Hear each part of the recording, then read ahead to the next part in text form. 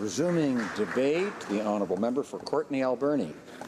Thank you, Mr. Speaker. Mr. Speaker, it's a huge honour to rise today to speak on this bill.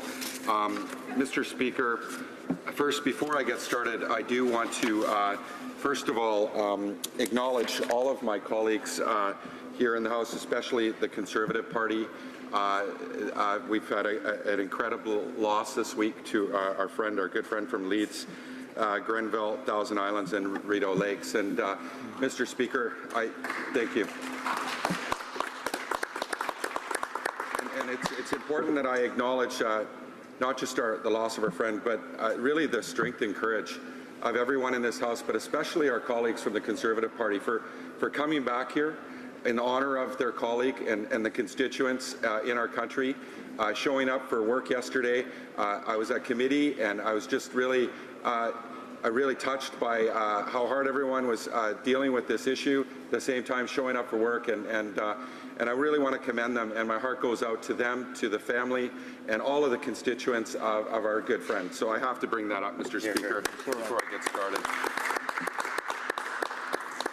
So, Mr. Speaker, we're speaking on a bill to ban tankers on the North Coast, and certainly I appreciate the efforts that are being made on this bill. Of course, there's some gaps that we have concerns about, certainly around ministerial jurisdiction and the ability for a minister to override some of this legislation.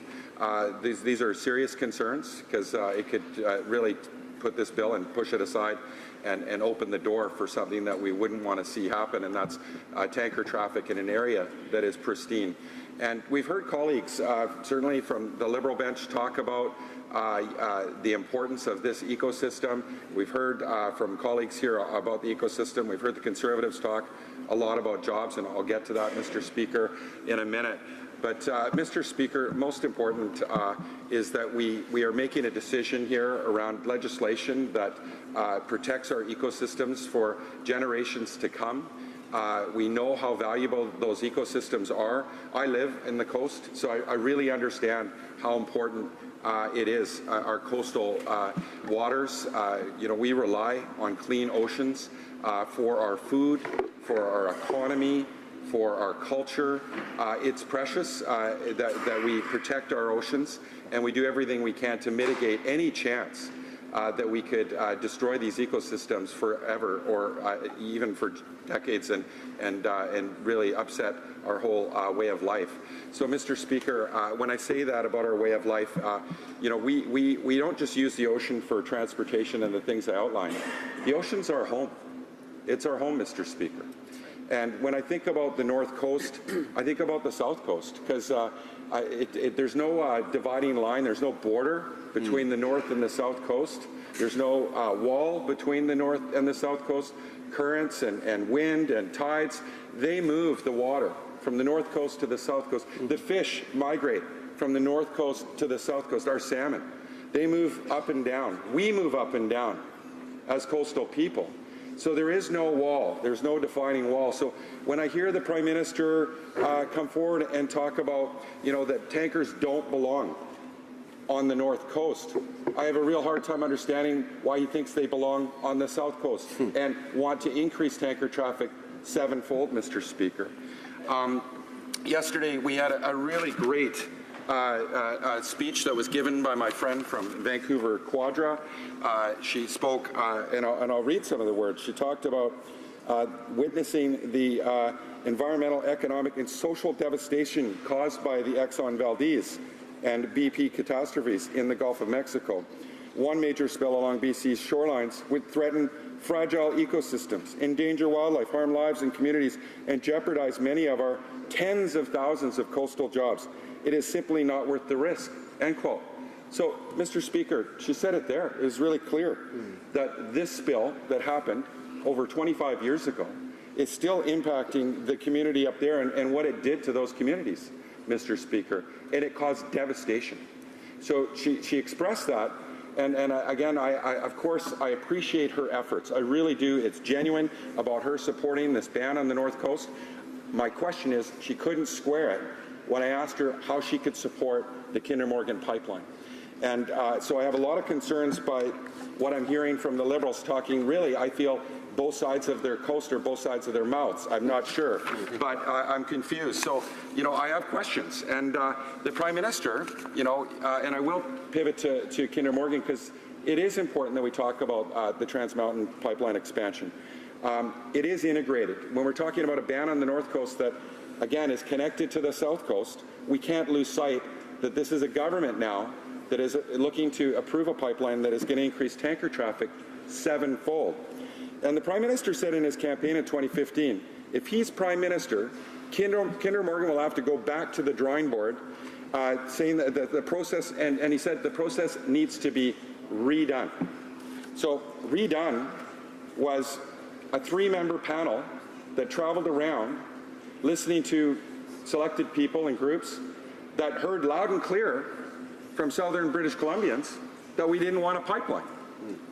So I'm confused. If that's the new process, if that's the renewed process, and the government still moves forward, then there's not a lot of trust.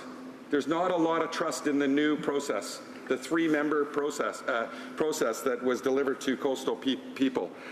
And I think that, Mr. Speaker, again, there was another quote from my friend from Vancouver Quadra.